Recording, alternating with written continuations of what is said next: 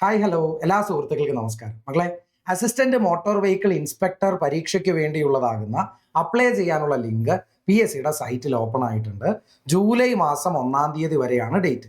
കൃത്യമാകുന്ന വണ്ണം എന്തൊക്കെയാകുന്ന കാര്യങ്ങളാണോ അവിടെ ചേർക്കാൻ അധികമായിട്ടുള്ളത് അത് മുഴുവനും ചേർത്ത് ജൂലൈ മാസം 1 മുമ്പ് തന്നെ എല്ലാവരും എന്ത് ചെയ്യുക, അപ്ലൈ ചെയ്യുക. ഓക്കെയാണ് മക്കളെ. ഒരുപാട് ആളുകൾ എഴുതുന്ന പരീക്ഷയല്ല ഇത്. കുറച്ച് ആളുകളേ ഉള്ളൂ, ഒരു 20,000-ൽ താഴെ. എന്നാൽ 100-ന് മുകളിലുള്ളതാകുന്ന വേക്കൻസികൾ ഫില്ലാകുകയും ചെയ്യുന്നുണ്ട് ഈ ഒരു പരീക്ഷയിൽ. അതായത് ആളുകൾ കുറയുമ്പോൾ വേക്കൻസികൾ അത്യാവശ്യം ഉണ്ട് താനും. അതിനർത്ഥം കോമ്പറ്റീഷൻ അത്ര ഉള്ളതാകുന്ന ഒരു പരീക്ഷയൊന്നുമല്ല. കൃത്യമാകുന്ന വണ്ണം, ചിട്ടയാകുന്ന വണ്ണം പഠിച്ച് പഴുതുകൾ അടച്ചുള്ളതാകുന്ന ശൈലിയിൽ പഠിക്കുന്ന ഒരുവന് ഉറപ്പായും ലിസ്റ്റിലെ ആദ്യ സ്ഥാനങ്ങളിൽ ഇടം പിടിക്കാനും ജോലി നേടാനും ഉറപ്പായും ഗ്യാരണ്ടി നൽകാവുന്നതായ ഒരു പരീക്ഷയാണ് അസിസ്റ്റന്റ് മോട്ടോർ വെഹിക്കിൾ ഇൻസ്പെക്ടർ എന്ന പരീക്ഷ. അപ്പോൾ ഈ ഒരു പരീക്ഷയിലേക്ക് കടന്നു വരുമ്പോൾ നമുക്ക് അതിന്റെ സിലബസ് അറിഞ്ഞിട്ട് വേണം ബാക്കി കാര്യങ്ങളെ പഠിക്കാൻ, അല്ലേ മക്കളെ? ഏറ്റവും ആദ്യം സിലബസ് എന്താണ് എന്ന് പറഞ്ഞു തരുന്നതിന് മുമ്പ് ഞാൻ ഒരു കാര്യം പറയട്ടെ. ഈ ഒരു പരീക്ഷയ്ക്ക് അപ്ലൈ ചെയ്യുന്നതായ മിനിമം ക്വാളിഫിക്കേഷൻ എന്ന് പറയുന്നത് ഡിപ്ലോമയാണ്. ഏതിലുള്ള ഡിപ്ലോമ? ഓട്ടോമൊബൈൽ അല്ലെങ്കിൽ മെക്കാനിക്കൽ ആകുന്ന വിഭാഗത്തിലുള്ളതാകുക diploma.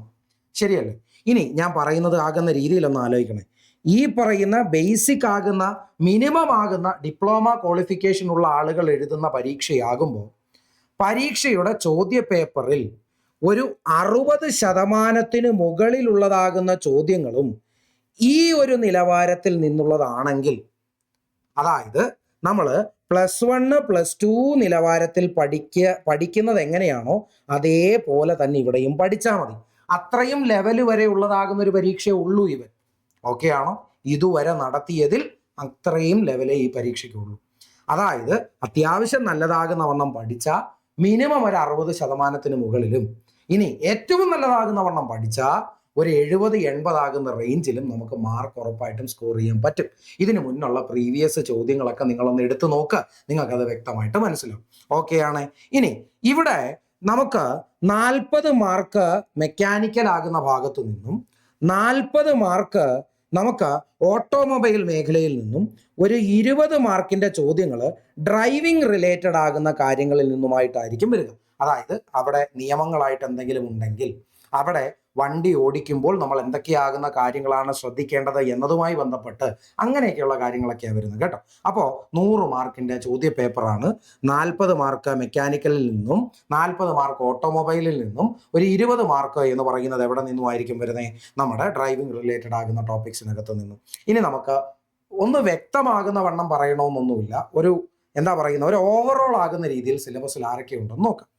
Fluid mechanics and hydraulic machines. ഇവിടെ നമ്മൾ ഫ്ലൂയിഡിന്റെ കാര്യം വരുമ്പോൾ ഡെൻസിറ്റിയെ കുറിച്ച് പഠിക്കും, specific gravity, specific weight, specific volume, viscosity, pressure measuring ഇൻസ്ട്രുമെന്റ്സുകൾ, അതുപോലെ തന്നെ പ്രഷർ ഗേജുകൾ, പാസ്കൽസ് ലോ തുടങ്ങിയ പ്രധാനപ്പെട്ടതാകുന്ന ആളുകളിലൂടെ കടന്നുപോകും. ടൈപ്സ് ഓഫ് ഫ്ലൂയിഡ്സുകളാകുന്ന ആളുകൾ അവിടെയുണ്ട്, അതിലൂടെയും കടന്നുപോകും. ഇങ്ങനെയുള്ളതാകുന്ന +1 +2-ൽ നിന്നുകൊണ്ട് നമ്മൾ എങ്ങനെ പഠിച്ചോ അതേ ലെവൽ കീപ്പ് ചെയ്ത് പഠിക്കാനുള്ള ടോപ്പിക്.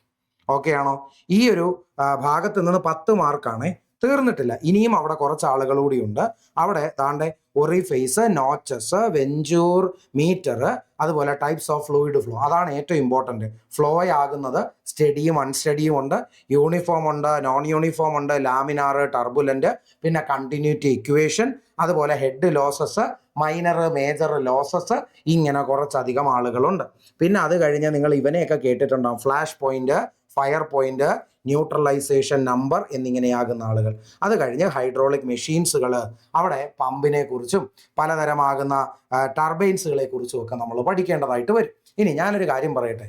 ഇപ്പോൾ ഒരു ഹെഡിങ് നിങ്ങൾക്ക് സിലബസിനകത്ത് കണ്ടു. എന്താണ് അവൻ്റെ ഉപയോഗം, എങ്ങനെയാണ് അവൻ്റെ പ്രവർത്തനം, ഇവൻ എവിടൊക്കെ ഉപയോഗം ഉണ്ട് എന്നിങ്ങനെയാകുന്ന കുറച്ച് ചോദ്യങ്ങൾക്ക് ഉത്തരം കണ്ടെത്തിയാൽ മതിയാകും. ആ ഒരു ഭാഗം പഠിച്ചു. ആ ഒരു നിലവാരത്തിലെ ചോദ്യമേ അവിടെ നിന്ന് വരും. ഞാൻ പറഞ്ഞ മനസ്സിലായോ? കൃത്യമായിട്ട് എങ്ങനെയാണോ ചോദ്യം വരുന്നത് ആ രീതിയിൽ തന്നെ നമ്മുടെ ക്ലാസ്സുകളും. ഇനി നോക്കി അടുത്തത് എന്താ? തെർമൽ എഞ്ചിനീയറിംഗ് എന്ന് പറയുന്നത് 10 മാർക്കിന് ചോദിക്കും. ഓക്കെ ആണോ? അവിടെ തെർമോഡൈനാമിക്സിന്റെ 0th law, 1st law, 2nd law പഠിക്കാനുണ്ട്. അതുപോലെ PV ഡയഗ്രാംസ് പഠിക്കാനുണ്ട്, പലതരം പ്രോസസ്സുകളെ കുറിച്ച് പഠിക്കാനുണ്ട്, അവിടെ എന്താണ് പെട്രോൾ ഡീസൽ സൈക്കിൾസുകൾ എന്ന് പഠിക്കാനുണ്ട്, അതായത് ഓട്ടോ സൈക്കിൾ എന്നും ഡീസൽ സൈക്കിൾ എന്നും പറയുന്നത്, പെട്രോൾ എഞ്ചിൻ ഡീസൽ എഞ്ചിൻ എന്നിവരെ കുറിച്ച് പഠിക്കാനുണ്ട്, IC എഞ്ചിൻസുകളുടെ എഫിഷ്യൻസി ഉൾപ്പെടെ എല്ലാ കാര്യങ്ങളും പഠിക്കാനുണ്ട്. ഇതൊക്കെ ഒരു തവണ വായിക്കേണ്ട കാര്യങ്ങളേ ഉള്ളൂ. പിന്നെ കംപ്രസേഴ്സുമായിട്ട് ബന്ധപ്പെട്ട കാര്യങ്ങൾ, കംപ്രസറുകളുമായിട്ട് ബന്ധപ്പെടുന്ന കാര്യങ്ങൾ, ഏറ്റവും നാലാമത്തെ പാരഗ്രാഫിൽ കിടക്കുന്നത്. ഓക്കെ, ഇത്രയൊക്കെ ഉള്ളൂ അവിടെ പഠിക്കാൻ. ഇനി ഹീറ്റ് ട്രാൻസ്ഫർ അറിയാലോ, കണ്ടക്ഷൻ, കൺവെക്ഷൻ, റേഡിയേഷൻ തുടങ്ങിയ കാര്യങ്ങൾ. അത് കഴിഞ്ഞ് 10 മാർക്കിന്റെ മറ്റൊരു ഭാഗമാണ് സ്ട്രെങ്ത് ഓഫ് മെറ്റീരിയൽസ്. ഇതൊക്കെ മെക്കാനിക്സിന്റെ ഭാഗമാണ്. ഇവിടെ നമ്മൾ +1 +2 പഠിച്ച സ്ട്രെസ്, സ്ട്രെയിന്, അതുമായിട്ട് ബന്ധപ്പെട്ട കാര്യങ്ങളൊക്കെയാണ് വരുന്നത്. കംപ്രസിബിലിറ്റി ഫാക്ടർ എന്താ, മോഡുലസ് ഓഫ് റിജിഡിറ്റി എന്താ, ഷിയർ മോഡുലസ്, ബൾക്ക് മോഡുലസ് തുടങ്ങിയവരൊക്കെ ആരാ, ഇവന്മാർക്ക് എന്തെങ്കിലും ഡയഗ്രങ്ങളാകുന്നതുണ്ടെങ്കിൽ അങ്ങനെ, ഹൂക്സ് ലോ എന്താ, ഇങ്ങനെയുള്ള സാധനങ്ങളൊക്കെയാണ്. എലാസ്റ്റിക് ലിമിറ്റ് എന്താ, പ്രപ്പോർഷണൽ ലിമിറ്റ് എന്താ, എന്താണ് പെർമനന്റ് സെറ്റ്, ഇങ്ങനെയുള്ള കാര്യങ്ങളൊക്കെ മക്കളെ നമുക്ക് അവിടെ പഠിക്കാനുള്ളത്. ഓക്കെ ആണോ? ഇനി വേറൊരു പ്രത്യേകതയുണ്ട്. ഇത് മെക്കാനിക്കൽ ആകുന്ന ഭാഗമായതുകൊണ്ട് തന്നെ എന്തൊരു സാധനം പഠിക്കുമ്പോഴും അറ്റാച്ച്ഡ് ആകുന്ന രീതിയിൽ ഒരു ഫിഗർ കൂടി നമുക്ക് അവിടെ ഉണ്ടാവും. പഠിക്കാൻ എളുപ്പം എന്ന് പറയുന്നത് ഫിഗർ വരച്ച, അതുകൊണ്ട് തന്നെ എളുപ്പത്തിൽ ഇവന്മാരെയൊക്കെ പഠിച്ചെടുക്കാനും പറ്റും. ഇനി ഫ്രിക്ഷൻ റിലേറ്റഡ് ആകുന്ന സാധനങ്ങളൊക്കെ ഉണ്ട് പഠിക്കാൻ. ഓക്കെ ആണോ? അതുപോലെ തന്നെ നമ്മുടെ മെക്കാനിക്കൽ ഇഷ്ടപ്പെട്ട് പഠിച്ചു കയറി വന്ന ആളുകളാണ്. അതുകൊണ്ട് തന്നെ റിവറ്റ്സ് ആൻഡ് ബോൾസ് എന്ന് പറയുന്ന ഒരു മേഖലയിൽ പലതരമാകുന്ന റിവറ്റഡ് ജോയിൻസുകളെ കുറിച്ചും കാര്യങ്ങളൊക്കെ പഠിക്കാനുണ്ട്. പിന്നെ സ്പ്രിങ്സുകളാകുന്ന ആളുകളെ കുറിച്ച്, ബോൾട്ടുകളാകുന്ന ആളുകളെ കുറിച്ചൊക്കെ പഠിക്കാനുണ്ട്. ഇവന്മാരുടെ എഫിഷ്യൻസിയെ സംബന്ധിക്കുന്ന കാര്യങ്ങളൊക്കെ പഠിക്കാനുണ്ട്. ഇനി വെൽഡഡ് ജോയിൻസുകൾ എന്ന് പറയുന്നവന്മാർ ആരൊക്കെയാണ് എന്ന് പറഞ്ഞിട്ട് കുറച്ച് കാര്യങ്ങൾ പഠിക്കാനുണ്ട്. ഓക്കെ ആണോ? അത് കഴിഞ്ഞിട്ട് നമ്മുടെ മെഷീൻ എലമെന്റ്സുകളാകുന്ന ഭാഗം, മെറ്റീരിയൽസ് ആൻഡ് ബോയിലേഴ്സ് എന്ന് പറയുന്ന ഭാഗം. മക്കളെ ഇവിടെ പഠിക്കാനുള്ളതെല്ലാം നൈസ് സാധനങ്ങളാണ്. ബിയറിങ്സുകൾ എത്ര ടൈപ്പ്, ഏതൊക്കെയാണ്, എന്താണ് അവന്മാർ ഓരോരുത്തരുടെയും ഫംഗ്ഷൻ, അവന്മാരുടെ ക്യാരക്ടറിസ്റ്റിക് പ്രോപ്പർട്ടീസുകളെ കുറിച്ചൊക്കെ പഠിക്കാനുണ്ട്. അവിടെ ഉണ്ടാകുന്ന ഹീറ്റ് ജനറേറ്റഡ് ആകുന്ന കാര്യങ്ങളെക്കുറിച്ചൊക്കെ നോക്കാനുണ്ട്. പിന്നെ നോക്കിയേ, ഫങ്ഷൻസ് ഓഫ് ഗവേണേഴ്സ് എന്ന് പറയുന്നതിനെ കുറിച്ച്, ഫ്ലൈ വീലിനെ കുറിച്ച്, അതുപോലെ ഗിയേഴ്സിനെ കുറിച്ച്, ബോയിലേഴ്സിനെ കുറിച്ച്, മെറ്റീരിയൽസ് ആകുന്ന ആളുകളെ കുറിച്ച്, ഇത്രയും ആകുന്ന സാധനങ്ങളാണ് നമുക്ക് അവിടെ എന്ത് ചെയ്യാനുള്ളത്, പഠിക്കാനുള്ളത്. മക്കളെ കുറച്ച് ഇന്റേണൽ ആകുന്ന രീതിയിൽ കയറി ചെല്ലുമ്പോൾ കുറച്ചധികം കാര്യങ്ങൾ ഉണ്ടാവും അവിടെ. പക്ഷെ ഇതൊന്നും വലിയ ബുദ്ധിമുട്ടുണ്ടാക്കുന്ന സാധനമൊന്നും അല്ല. അടുത്ത നോക്കേ, കൺസ്ട്രക്ഷണൽ ഫീച്ചേഴ്സ് ഓഫ് എന്താണ് എൻജിൻ ആൻഡ് റിലേറ്റഡ് സിസ്റ്റംസ്. എത്ര മാർക്കിനാണ്? 10 മാർക്കിന്റെ മേഖലയാണ്. ഇനി നോക്കേ, IC എഞ്ചിൻ്റെതാകുന്ന കൺസ്ട്രക്ഷണൽ ഡീറ്റെയിൽസുകൾ എന്തൊക്കെ, അവിടെ എന്തൊക്കെയാകുന്ന മെക്കാനിസങ്ങളൊക്കെ ഉണ്ട്, ഇതൊക്കെ തന്നെ നമ്മൾ അവിടെ പഠിക്കുന്നത്. വാൽവുകൾ ആരാ, ക്രാങ്ക് ഷാഫ്റ്റ്, ക്യാം ഷാഫ്റ്റ്, ഇതൊക്കെ ആരാ, എന്താണ് സിലിണ്ടർ, എന്താണ് അവിടെ നടക്കുന്ന പ്രവർത്തനങ്ങൾ, അവിടുത്തെ ഡ്രൈവ്സുകളാകുന്ന ആളുകൾ ആരൊക്കെയാണ്, എല്ലാം പഠിക്കും. അത് കഴിഞ്ഞ് ഫ്യൂവൽ സിസ്റ്റംസുകളാകുന്ന ആളുകളെ കുറിച്ച് പഠിക്കണം. ഓക്കെ ആണോ? ഫ്യൂവൽ സിസ്റ്റംസുകളാകുന്ന ആളുകളെ കുറിച്ച് പഠിക്കണം. ലൂബ്രിക്കേഷൻ, അതുപോലെ തന്നെ കൂളിംഗ് സിസ്റ്റംസുകളെ കുറിച്ച് പഠിക്കണം. മെയിൻ ആകുന്ന കാര്യങ്ങളാണ് ഞാൻ ഈ പറയുന്നത് കേട്ടോ. ഇതൊന്നും വലിയ ബുദ്ധിമുട്ടുള്ളതൊന്നും അല്ല. നൈസായിട്ട് കൊച്ചു കൊച്ചു കാര്യങ്ങളിലൂടെ പഠിച്ചെടുക്കാവുന്ന ആളുകളാണ്. പിന്നെ നമ്മൾ ഷാസി എന്ന് പറയുന്നൊരു സാധനമുണ്ട്. അത് ഡീറ്റെയിൽഡ് ആകുന്ന രീതിയിൽ 10 മാർക്കിന് അവിടുന്ന് ചോദ്യമുണ്ട് കേട്ടോ. വലിയ കാര്യമുള്ള കാര്യമൊന്നുമല്ല. ഷാസിക്കകത്ത് അറ്റാച്ച്ഡ് ആകുന്ന ബാക്കിയുള്ള ആളുകൾ ആരൊക്കെ, അവരെല്ലാം ഇവിടെ വരും. Chassis and frame, suspension systems, brake systems തുടങ്ങിയ സാധനങ്ങളൊക്കെ അവിടെ ഉണ്ട്. ഓക്കെ ആണോ? അത് കഴിഞ്ഞ് വരുന്നത് ട്രാൻസ്മിഷൻ ആൻഡ് ഇലക്ട്രിക്കൽ സിസ്റ്റം എന്ന് പറയുന്ന 10 മാർക്കിന്റെ ഭാഗം.